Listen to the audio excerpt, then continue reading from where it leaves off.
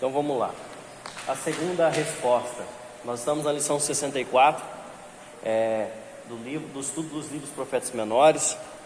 É em Abacuque que nós vamos estudar hoje. Bom, o nosso texto, eu esqueci de colocar ali, mas o nosso texto é Abacuque 2, do 2 até o 20.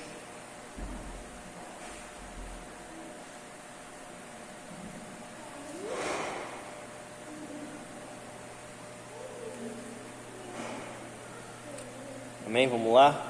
Abacuque 2, do 2 até o 20. Eu vou ler o primeiro versículo aqui, o versículo 2, e os irmãos continuam lendo. O Senhor me respondeu e disse: escreve a visão, grava sobre as tábuas, para que possa ler até quem passa correndo.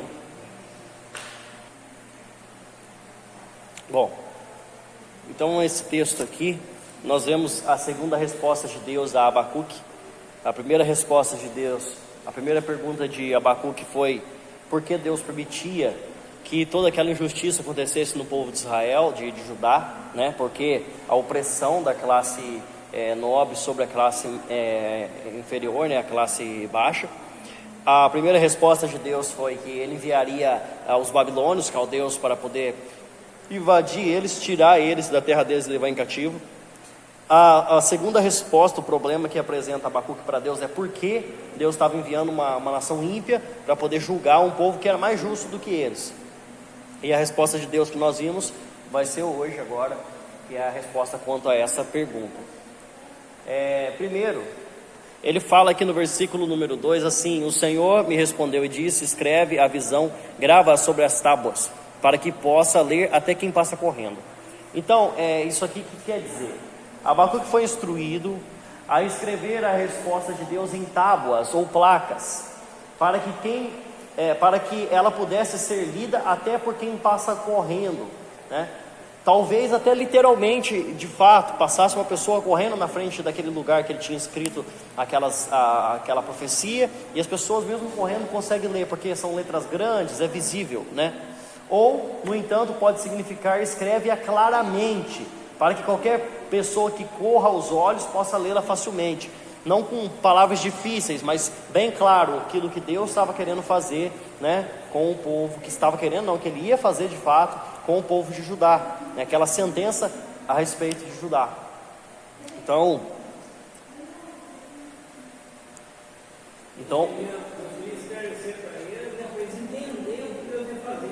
isso. Não, pode passar? Aí o versículo 3, no tempo certo, ele fala assim: porque a visão ainda está para se cumprir no tempo determinado, mas se apressa para o fim e não falhará, e se tardar, espera, porque certamente virá, não tardará. É até meio confuso, né, o jeito que ele fala aqui, mas o que ele quer dizer? Primeiro, o comecinho do versículo já explica tudo. A visão está para se cumprir no tempo determinado. Então Deus tinha um tempo certo para cumprir aquilo que acontecer. Não ia ser naquele exato momento, ia demorar um pouco, talvez ao olhar deles, mas eles podiam esperar que ia acontecer isso de forma definitiva, né? Não ia ser mudado. Então, assim como tudo, Deus já tinha um tempo determinado para vir a sentença. O importante aqui é que ela seria irrevogável. Então ele fala: a sentença se cumprirá, né? Ela se apressa para o fim e não falhará. Mas se, ele fala, tardar, espera, porque virá. Certamente não tardará. Por que não tardará? Porque é o tempo certo, é o tempo que Deus tinha determinado para aquilo acontecer, né? Pode passar? É a mesma coisa. Abraão, ele teve que esperar 25 anos para cumprir a promessa sobre ele. Por quê? Porque naquela época, quando Deus anunciou a Abraão que ele seria pai de multidões, que ele ainda ele tinha seus 75 anos ainda, né? 74, 75 anos. E a esposa dele ainda conseguia gerar filhos, por mais que ela tivesse uma idade avançada, mas naquela época ela ainda conseguia gerar filhos, né? Mas aí, 25 anos depois, para ela já seria impossível. E eles tentaram sim, né? Tentaram conceber filhos desse tempo todo, mas nunca chegou. Foi 25 anos para acontecer aquilo que Deus tinha prometido e chegar a Isaac já com Abraão com 99 anos, 100 anos de idade já, né? E Sara também já era bem mais velha. Eu não lembro certinho a idade de Sara, se ela tinha uns 75 por aí. Se eu não me engano, ela é uns 25 anos mais nova que ele. Eu não lembro certinho, não. Então, a diferença entre eles. O versículo 4 diz assim. O versículo 4 ele é muito conhecido, que ele é muito citado, né? Eu já mostrei na aula passada que ele é citado no Novo Testamento 3 ou 4 vezes, se eu não me engano. Então ele fala assim: eis o soberbo, sua alma não é reta nele, mas o justo viverá pela fé. Aqui ele fala de duas pessoas. Primeiro do soberbo e do justo, do ímpio e do justo. Então ele fala: eis o soberbo, falando a respeito dos babilônios. Esses são os soberbos, né? A sua alma não é reta nele, não é reta em Deus. A alma do babilônio, ela não era reta diante de Deus. Mas ele fala uma palavra de consolação: mas o justo viverá pela fé. O justo, não importa onde que ele esteja, se ele estivesse na terra de Judá, ou se ele estivesse no cativeiro, ou se ele fosse dominado por egípcios ou por babilônios, ele viverá pela fé. José foi uma prova disso. Ele estava como escravo na prisão e ele prosperava. Ele revelou duas visões na prisão, né? 2 sonhos, ele deu a interpretação, né? Que levou ele para fora dessa prisão por causa dos sonhos, né? Lá quando ele saiu da prisão, ele já começou a trabalhar num lugar de alta patente, né? Cuidando das coisas de Potifar. Então, mesmo que ele estivesse na terra do Egito ainda, que ele não estivesse na própria terra, não estivesse com a sua família, ele estava prosperando. Então o justo viverá pela fé. Aquele que tem a fé em Deus, né? Ele prospera, onde quer que ele esteja, ele consegue sobressair. Então, em contraste, o justo viverá pela fé, desfrutará livramento e abundância. Pela fé, ou pela sua fidelidade, ou melhor ainda, pela sua firmeza moral. Uma pessoa que tem fé é alguém que confia e em quem se pode confiar. Alguém abre para mim lá em Hebreus 10, 38?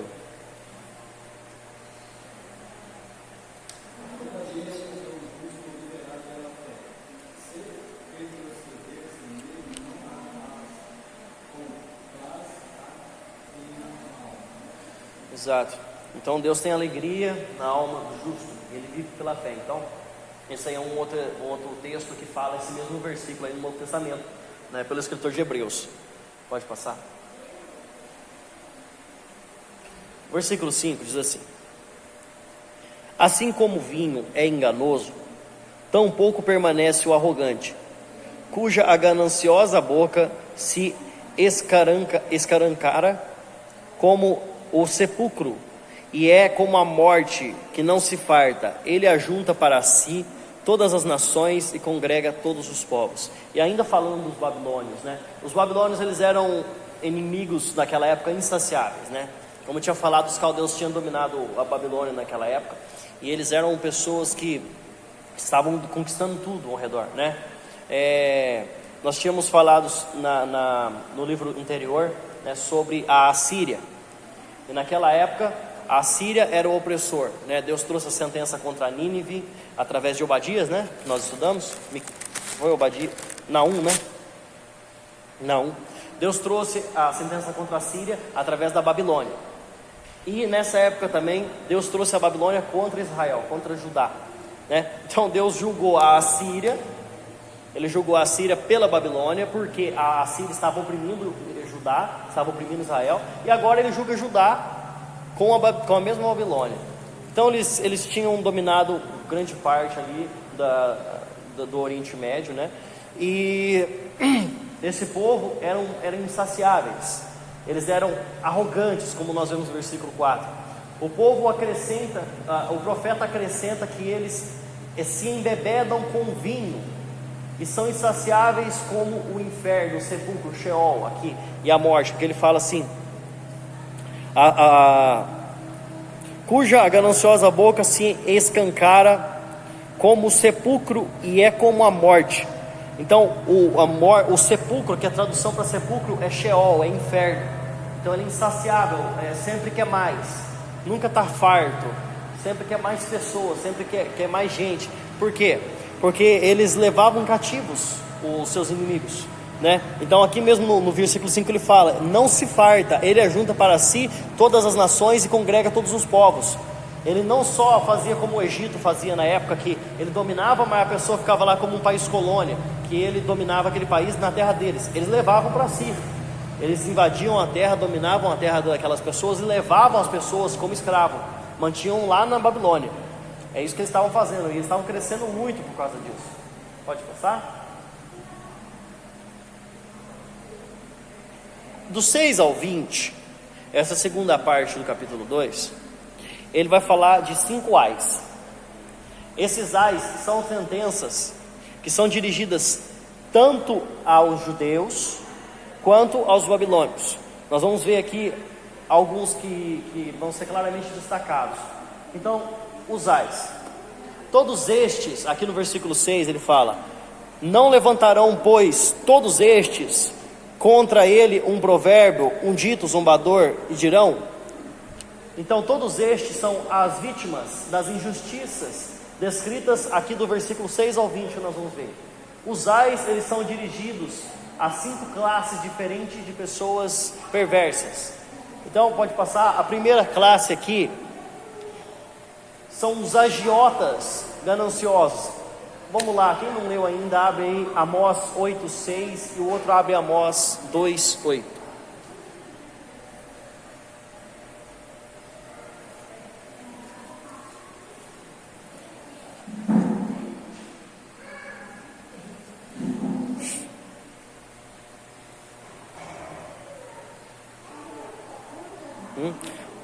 Vou ler aqui o versículo. Não, pode ler aí. 8:6.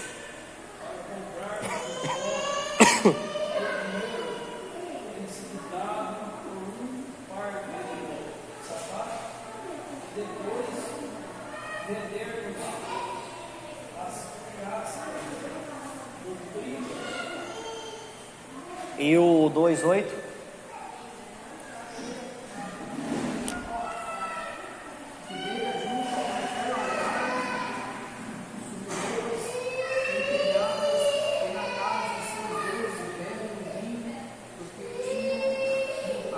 Então aqui tem duas coisas.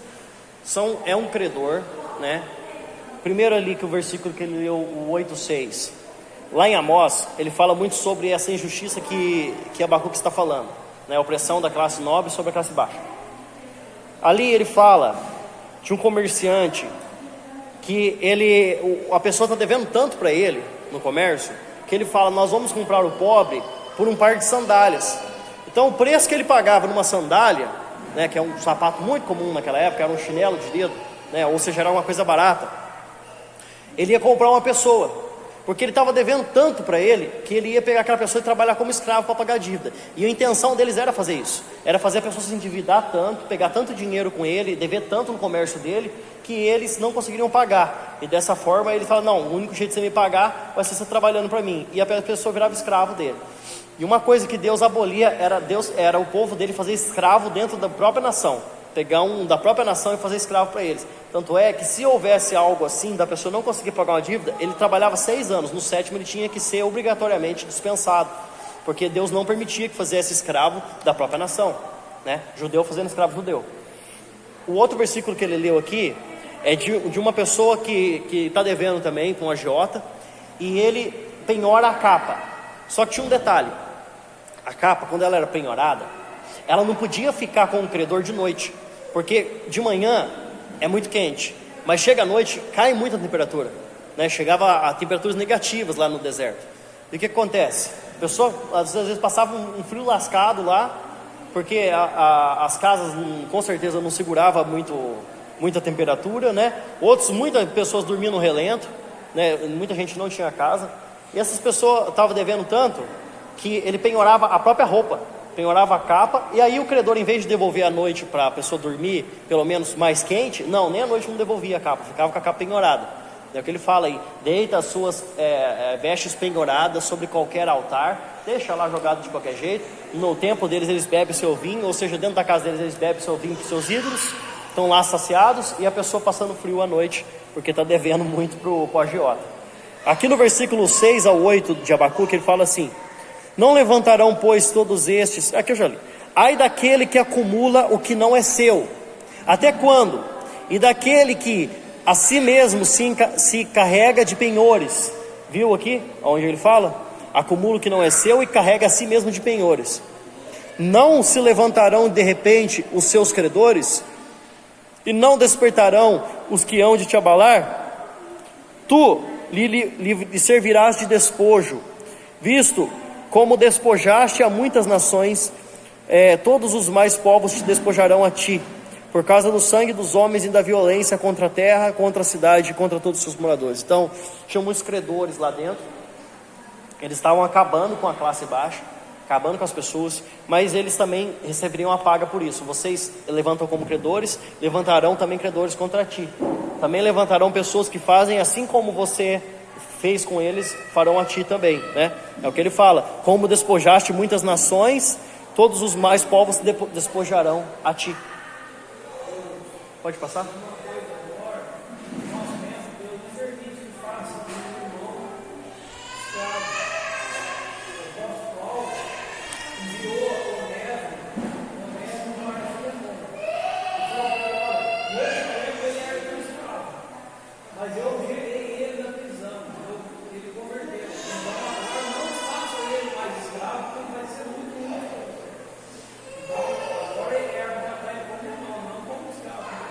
Ele era escravo de Filemão, né? Verdade, isso aí, Onésimo. Aí do 9 ao 11, ele fala do extorsinários, as pessoas que extorquem os outros, né? Versículo 9: ai daquele que ajunta em suas casas bens mal adquiridos, para pôr em lugar alto o seu ninho, a fim de livrar-se das garras do mal. Vergonha maquinaste para a tua casa, destruindo. Vergonha maquinaste para a tua casa. Me perdi aqui. Destruindo tu a muitos povos, pecaste contra a tua alma. Porque a pedra clamará à parede e a trave lhe responderá do madeiro. Então aqui ele fala de pessoas que extorquem, que fazem outros trabalharem para ele de forma quase escrava. Aquela pessoa muito necessitada, que precisava de um ganho, eles faziam trabalhar para eles a custo de praticamente nada, né? Só para sobreviver. Então, possuindo bem mal adquiridos, e ainda pensavam estar seguros, porque ele fala aqui, no versículo 9 mesmo: põe em lugar alto o seu ninho a fim de livrar-se da garra do mal. Ou seja, eles compravam a justiça, né? Pagavam para os juízes fechar os olhos a respeito daquilo que eles faziam de mal, né? Muitas vezes matavam donos de propriedade para poder tomar a terra. Era sempre a classe alta, né? Os governantes, os líderes, os grandes generais. E eles faziam isso e se escondiam, vamos falar assim, achando que estavam seguros para não ser punidos. Mas de agora diante de Deus, tudo aquilo que eles fizeram ia ser revelado, e eles iam sim ser punidos por aquilo, né? Ele fala: porque a pedra clamará da parede e a trave responderá do madeiro. Então, as construções deles apontavam para aquilo que eles faziam de mal, né? Dentro das paredes dele mostrava, vamos falar assim, o trabalho escravo que eles tinham feito das pessoas, né? Aqui no versículo seguinte, né? Aqui já é do próprio rei. Pode passar? Aí também tem a questão do rei, né? Os governantes. Do 12 ao 14, ele fala aqui principalmente do rei Jeoaquim, né? Que eu tinha comentado na aula passada, nas aulas anteriores sobre ele, né? Todas elas. Ai daquele que edifica a cidade com sangue e fundamentada com iniquidade. Não vem do Senhor dos exércitos que as nações labutem para o fogo e os povos se fadiguem em vão? Pois a terra se encherá do conhecimento da glória do Senhor, como as águas cobrem o mar. Então, os versículos 12 ao 14 aqui, ele fala dos governantes, do rei, né? Edificando cidades com sangue e suor dos menos afortunados. Então era basicamente a mesma coisa que eu falei aqui dos que extorquem as pessoas, né? Então o rei Joaquim, ele desperdiçou os recursos públicos e usou o trabalho escravo para construir um novo palácio para si, como nós vimos lá em Jeremias, né? mas Deus faz fracassar os que a ele se opõem. Então, olha, o rei Joaquim, como eu tinha comentado nas aulas anteriores, ele fazia os homens, os pobres, né, trabalharem para ele sem remuneração nenhuma, né, trabalho escravo de fato. Eles já eram domínio egípcio naquela época. Ele era um rei colocado pelo próprio Neco faraó, né, e ele ainda fez o próprio povo dele fazer um palácio novo para ele, porque ele tinha um certo poder, né, ele governava Israel, ele governava Judá, sob a ordem do faraó. Ele não mandava em nada, ele só governava porque o faraó mandava.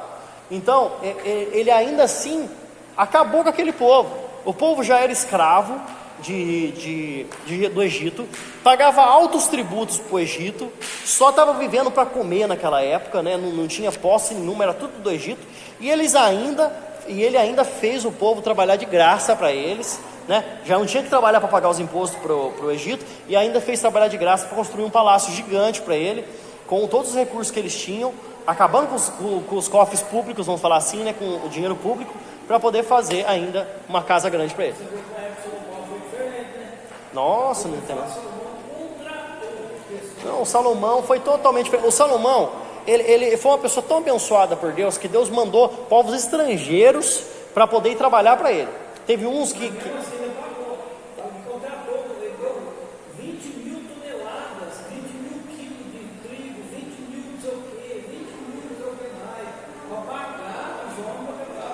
Mas é diferente, porque uma que na época de Salomão, ele tinha acumulado tesouros desde a época do pai dele, né? É. E aí, além disso...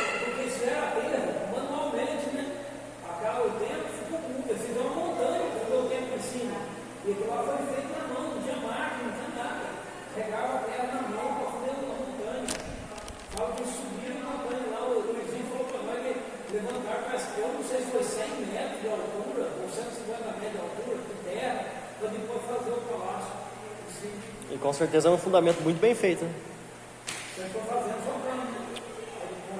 Demorou muito, né?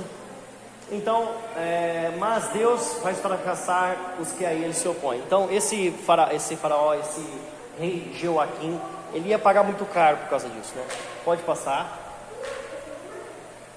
Se encherá toda a terra da glória de Deus. Esse versículo também é muito falado nas igrejas, né?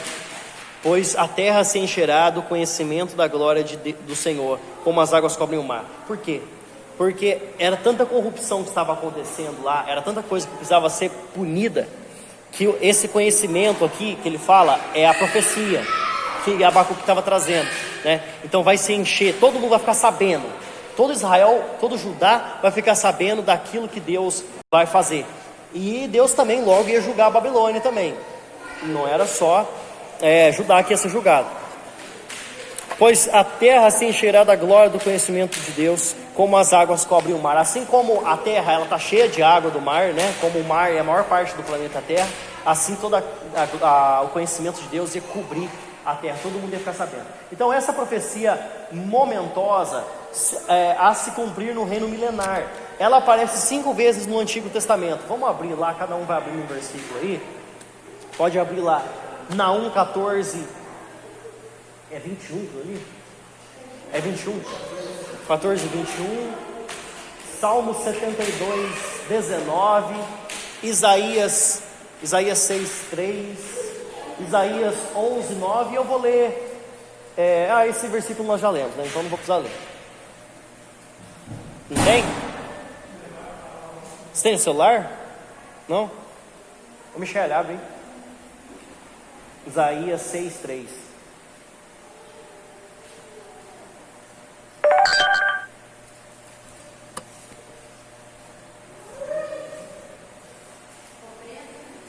Ó, quem achou lá Abacuque, Naum 14, 21? É números, pode... Não, é números, perdão. Naum é N-A, é N-M. É números.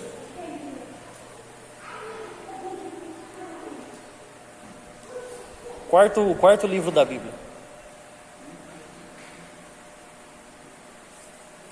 É depois de Levítico.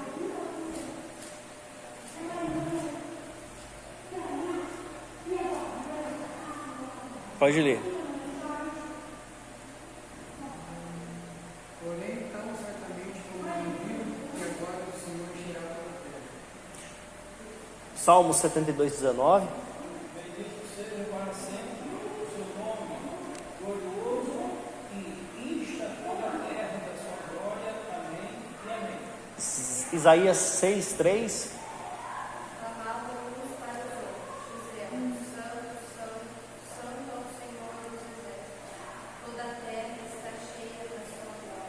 E Isaías 11, 9.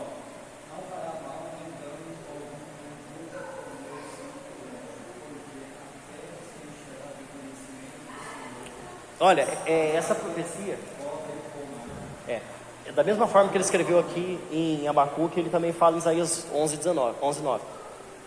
Essa profecia aqui, ela tanto servia para essa época aqui, quanto que ele estava falando a respeito do julgamento do povo, quanto ela também é uma referência para o reino milenar.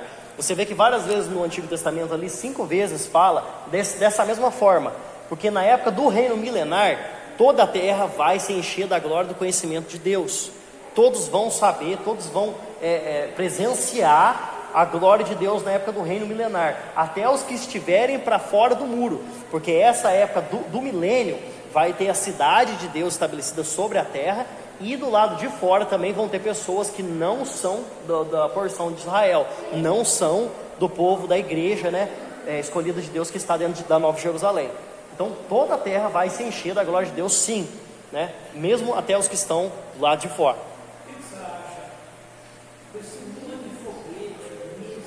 Pode passar. Deus fechava com o povo dele dentro de uma cidade, fechava com o mundo. E o que Deus vai fazer com esse povo de fora? Porque eles vão tentar atacar o povo de Deus, vai? Vamos falar que nem o Albert Einstein falou na época dele. Se houver uma terceira guerra mundial, ela vai ser feita com paus e pedras. Por quê? Porque hoje tem tanto armamento nuclear que, se fosse usar tudo que tinha, tudo ia ser destruído e não ia sobrar nada, né? E pensando dessa forma, nessa época aí, a terra vai estar tão reduzida, vai ter tão pouca gente do lado de fora do muro, porque muita gente vai morrer na época do julgamento da grande tribulação, que eu não sei nem se vai ter armamento, não sei nem... eu não sei nem se vai ter arma de fogo pro lado de fora, porque demônios matando pessoas o tempo todo, destruindo toda a plantação, toda a água. As pessoas que estiverem do lado de fora vão estar tão escassas, tão fracas, né, que eu acredito que nem armamento vai ter, né? E Deus também não vai permitir que qualquer arma, qualquer coisa, assim como você citou no domingo passado ou na quarta passada, não me lembro, sobre o Eliseu na casinha dele, né, o casebre dele cercado de assírios, né? E aí o Geazi sai para o lado de fora da casa lá e, ai meu Deus, Senhor, nós estamos mortos porque eles vão acabar com a gente, eles são numerosos. Aí Deus, ele fala, Senhor, abre os olhos desse homem para que ele possa ver. E aí ele olha para as montanhas, aonde você imagina assim, um povo, né, cercando a casa deles na cidade, e para o lado de cima assim da montanha, assim, cercado de anjos e carros de fogo e cavaleiros de Deus, né? É que nem aquela cena, né? O pequenininho, o maior e o outro atrás para bater no que está querendo oprimir o menor, né? Dessa forma. Não sei se vai ter ou não, mas mesmo que tenha, é que nem aconteceu ali. Não, mesmo que tenha, todos vão ver. O Jardim do Éden. Tá lá. Deus nunca destruiu o Jardim do Éden. Deus colocou um anjo na entrada da porta. Aquele anjo não permite que as pessoas vejam que a entrada é ali. Tá lá no Iraque lá. Tá lá o Jardim do Éden, tá lá, mas é algo espiritual. Então, tá lá. É algo espiritual. É a mesma coisa, Deus fala assim, Deus está assentado sobre os céus. Os caras já foram com o som da até lá em Plutão. Longe para Dedéu, o negócio demorou 80 anos para chegar lá. Mas vai chegar até Deus? Deus pode estar aqui, Deus pode estar onde Ele quiser, onde que Ele quer que seja o céu dele, que está ali ninguém vê, né? É por isso que o crente, ele tem que viver pela fé. Porque se você for tentar buscar provas das coisas, você for tentar ver as coisas que você quer ver do mundo espiritual, você não vai para a igreja, você não crê em Deus, é muito mais difícil você crer em Deus dessa forma, né? Como fala, é muito mais fácil hoje você acreditar em provas científicas daquilo que acontece, das coisas que são provadas ou não. Isso existe, isso não existe, através de pesquisas, de buscas, né, geológicas e aí vai, do que você acreditar num Deus onipotente que não é visível. É só pela fé que você é crente hoje em dia, principalmente hoje em dia, né? Porque naquela época, você pega nessa época aqui, acontecia muita coisa. Essa profecia que acontecia, o profeta falava, acontecia igualzinho ele estava falando, né? Paulo, ele falava, as coisas aconteciam na hora. Pedro falava, a pessoa morria. As coisas aconteciam na hora. Hoje está escasso de milagres, hoje está escasso de espiritualidade, hoje está escasso até de pessoas caindo endemoniadas. Você vê gente caindo endemoniada hoje em dia? Você não vê nem isso.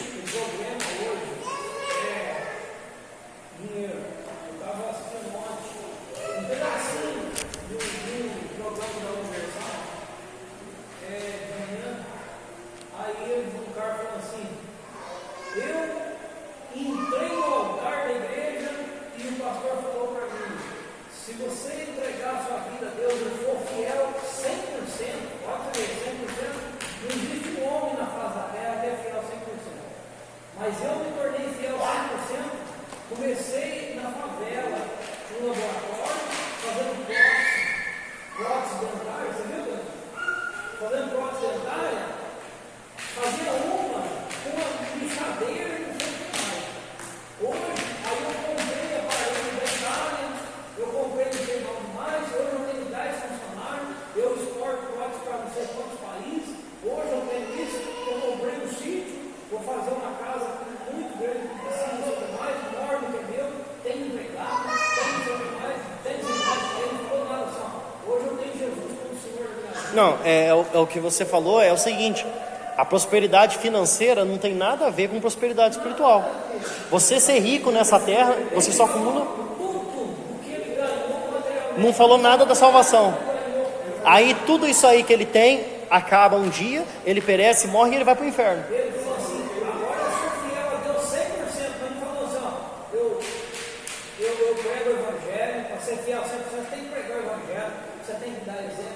Tem que dar o testemunho. Você tem que ser fiel a Deus, nos dias, nas ofertas. Tudo. Não, mas ele falou que ele é 100% de Deus, ele é fiel a Deus, porque ele prosperou. Mas só importa o dinheiro, não importa a prosperidade financeira e o. O que acontece? Outra pessoa vai para a igreja por aquilo que se não deu. Porque quer ser rico. Não tem, o que ele tem financeiramente, aí mete a boca do evangelho. Porque quer ser rico, né?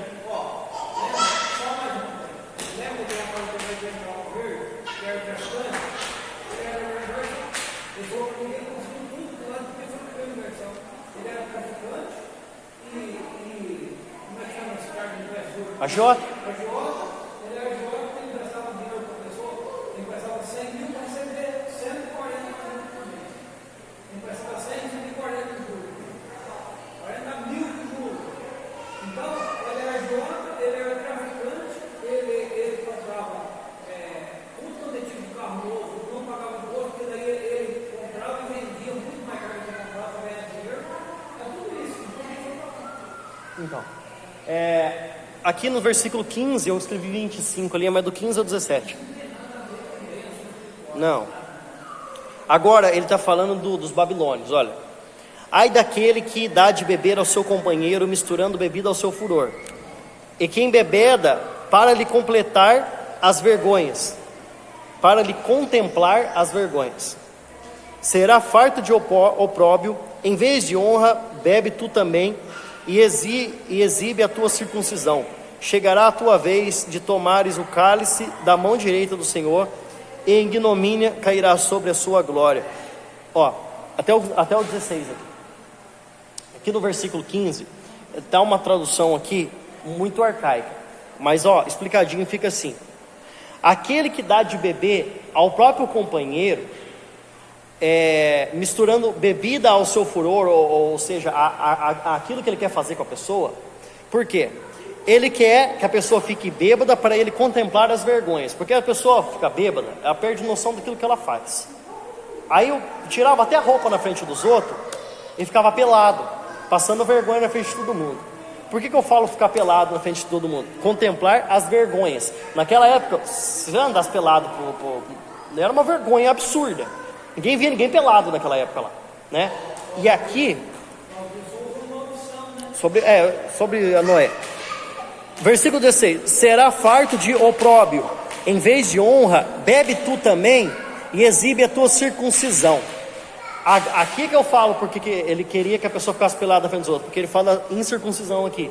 Incircunciso não é do povo de Deus, certo? Todo judeu, ele é circuncidado. Então aqui ele está falando dos babilônios.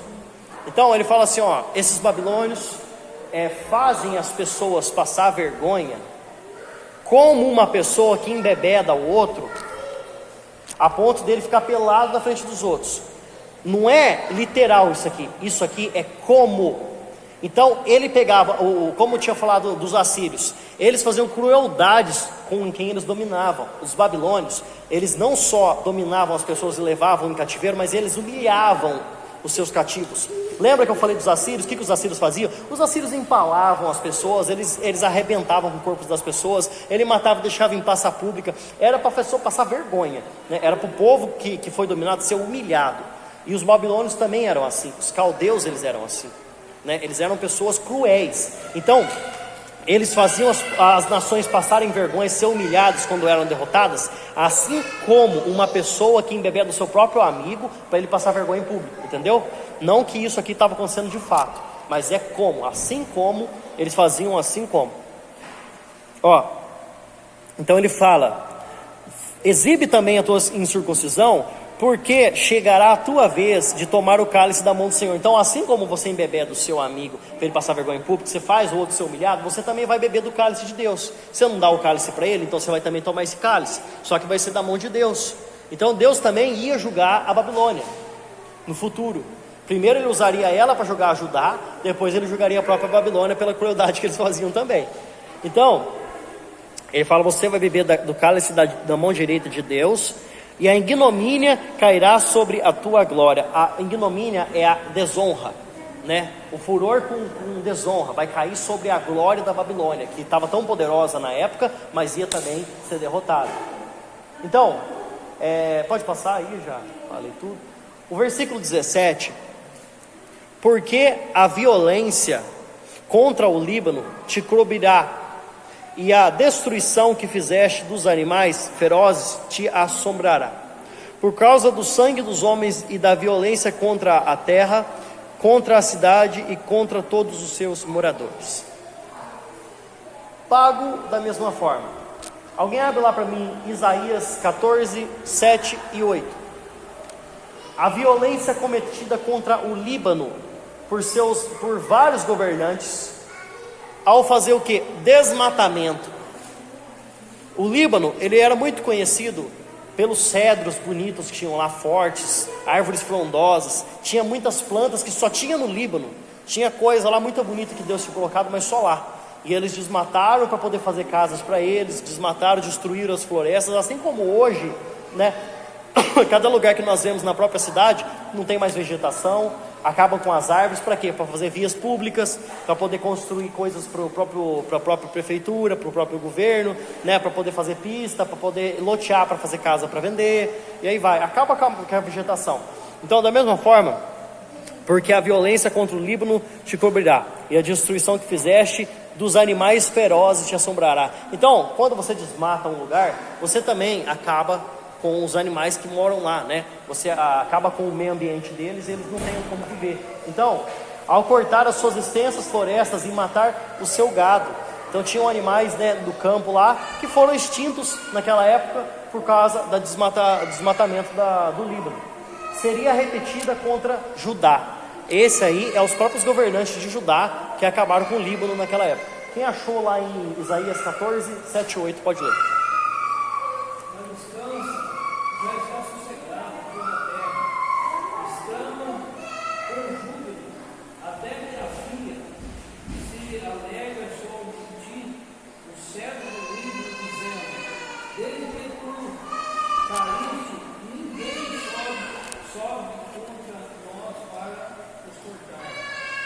Viu? Pode passar.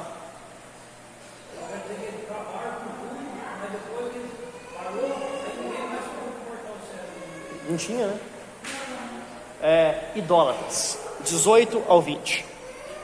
Que aproveita o ídolo, visto que o seu artífice o esculpiu, e a imagem de fundição, mestra de mentiras, para que o artífice confie na obra, fazendo ídolos mudos? Ai daquele que diz à madeira, acorda, e a pedra muda, desperta, porque pode o ídolo ensinar? Eis que está coberto de ouro e de prata, mas no seu interior não há fôlego nenhum. O Senhor, porém, está no seu templo, e cale-se diante dele toda a terra. Aqui ele fala da idolatria. Então, além de tudo isso, ainda tinha idolatria no meio do povo. Assim como toda essa época sempre aconteceu isso, de ter idolatria, eles também estavam idolatrando. Então vinha o artífice, esculpia, né, fazia o ídolo de fundição de metal, estava cheio de ouro, de prata, era de madeira, era bonito, era todo frondoso, era gigante, muitas vezes as obras que eles faziam de idolatria. E o que adianta isso, se dentro dele não tem fôlego nenhum? Então adianta a pessoa pegar, fazer um ídolo de madeira lá, fazer um ídolo de barro, de qualquer material que seja de ouro, muito bonito, se não existe fôlego dentro daquilo, se ele não pode operar nenhum milagre, se ele não faz coisa nenhuma. Aí ele fala, mas Deus está no seu templo, então Deus está no céu, cale-se diante dele toda a terra. Pessoas que idolatram objetos inanimados, os ídolos sem vida são contrastados com o Senhor vivo. Aqueles que pedem os seus ídolos despertem, são ordenados a se calar. Pode passar?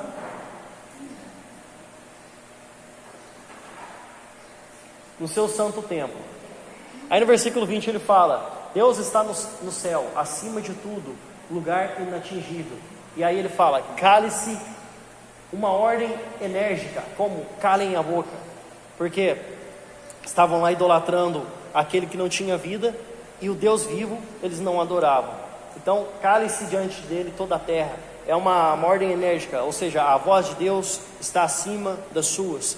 Fiquem quietos, não falem mais nada, porque agora ia acontecer o julgamento, né, de Deus sobre o Judá. Eles iam ser levados cativos, tudo aquilo que eles fizeram ia ser pago, ia ser punido. Pode passar, eu acho que aí encerra. A próxima aula, capítulo 3, é um capítulo também do mesmo tamanho que a gente fez hoje aqui, 19 versículos, né, mesma coisa. E aí é o louvor de Abacuque. Aí é muito conhecido esse texto, né? Ele vai ser dividido em 3 partes. Estudem em casa aí para a gente poder estar trazendo junto o estudo. Amém, amados? Deus abençoe a vida de cada um.